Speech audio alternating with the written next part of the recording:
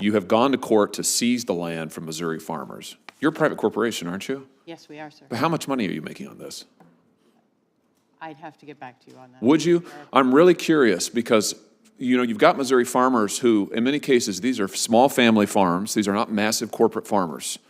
This land has been in their family for generations. They just want to be left alone and be able to farm. And you're a major corporation who's coming in here and taking them to court literally to take their land.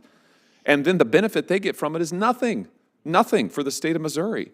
And you talk about the national good, so your message to them is, give us a big, rich corporation your land, or we'll take it from you, and you should just live with it. Sir, I'm sure that that's not the message that we're trying to... That's what they're hearing. Hey, everyone. Today I'm diving into a heated debate over Missouri farmland and the Grain Belt Express transmission line. Senator Josh Hawley grilled an Invenergy executive about using eminent domain to seize land from Missouri farmers. This land has been in families for generations. It's about the rights of farmers and whether big corporations should take their land for profit. Stick around, and let's break it all down. And if you want to stay informed, hit that subscribe button and join the conversation. Let's dive in. Thank you, Senator Hawley. Thank you, Mr. Chairman. Thanks to the witnesses for being here. Ms. Speaks-Bachman, if I could start with you. Your company, Invenergy, is planning a high-voltage transmission line across my state called the Grain Belt Express. You're familiar with this, I'm sure. I am, sir. As I understand it, this line, if built, would carry electricity from western Kansas to Indiana. It would cut right across the state of Missouri, 200 miles from west to east, 8 counties, and cover hundreds and hundreds of farms. I understand you're also now proposing a second transmission line called the Tiger Connector Line, which would run north and south from Monroe County down to Callaway County. Farmers in my state have expressed a lot of concern with the Grain Belt Express and your company's use of eminent domain. So let me just give you a chance to say what your response is to farmers and rural homeowners in my state who don't want transmission lines running over their farms, preventing them from planting crops or having their land taken from them for corporate use. Sir, thank you for the question. I would say that community engagement is first and foremost in our mind when we're developing any type of project. And in addition, what we are thinking about is what is the necessity to make sure that lights stay on and that we can improve the reliability and resilience of these communities as well as across these communities, from one to the others. And that's why we find it very important that we look toward the larger view of what is necessary in the communities, but then at the state level, and what is in the national interest. And that's why we are continuing to work with communities to make sure that they are understand what we're doing and that they give us feedback as to how we should develop these projects responsibly. You say the lights stay on. Are lights going to stay on in the state of Missouri from this project? My understanding is, as originally planned, the transmission line wouldn't benefit the residents of Missouri at all. Lights staying on across the entire country. We're talking about not... But you're taking Missourians' land. I'm sorry? You're taking Missourians' land from them.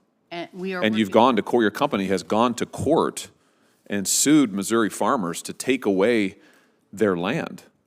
This isn't speculative. I mean, you've actually used this corporate power, which frankly I'm not sure you should have, to seize land from Missouri farmers that's been in their families for generations.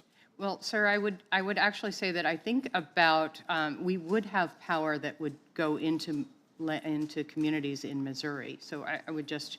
I'm happy. That's the new Tiger Connector line. So after it was pointed out that your original Grain Belt Express did nothing for the state of Missouri, then you came back and said, well, we'll add something more. So what commitments are you going to give the farmers and residents of Missouri today that they'll actually benefit from this land grab? Yes, sir. Since we, as Invenergy, have taken over this project, we have done an inordinate amount of community engagement. We will continue to do direct community engagement. This project did not start with us, but we took it on, and we took it on with the objective to make sure that the communities are well spoken to and well heard from in order to make sure. What are they going to get? Are Missouri farmers and residents, are they going to get lower energy prices out of this? How are they going to benefit?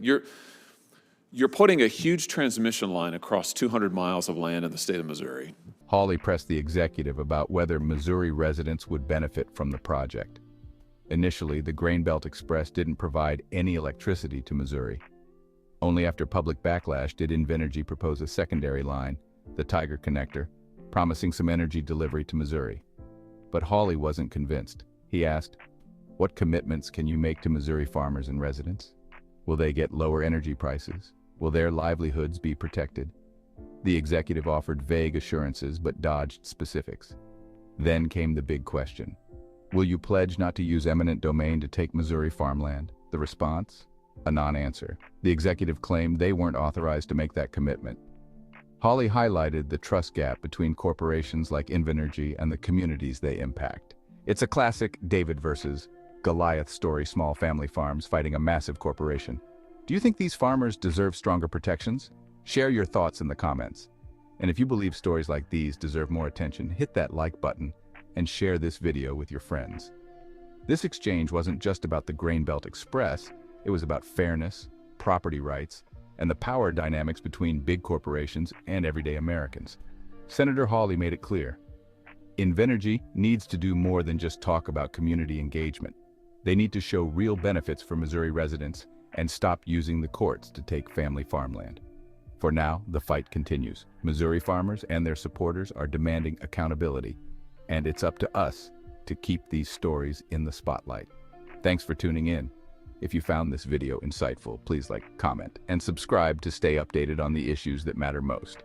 Together, we can make a difference. See you next time.